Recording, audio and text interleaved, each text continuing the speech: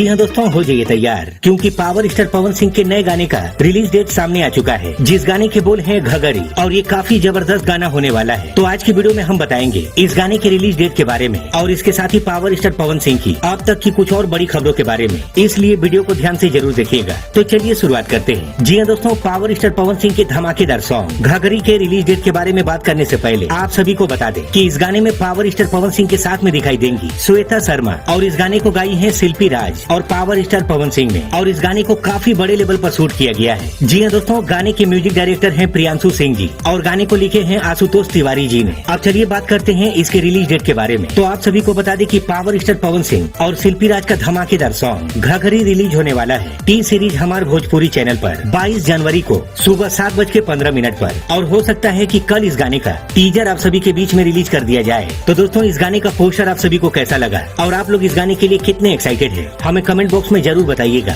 अब चलिए एक नजर डालते हैं उनके एक और गाने पर जिसके बोल हैं कमर दबा दी। तो ये गाना यूट्यूब से लेकर के इंस्टाग्राम पर जबरदस्त धमाल मचाए हुए है और अभी तक इस गाने पर लाखों रील वीडियो बन चुके हैं। और इसके साथ ही उनका नया गाना दिलवा ले जा रुमाल में, इस पर भी 85 लाख से ज्यादा व्यूज हो चुके हैं। तो इसी के साथ मिलते हैं अगली वीडियो में, तब तक के लिए जय हिंद जय भोजपुरी।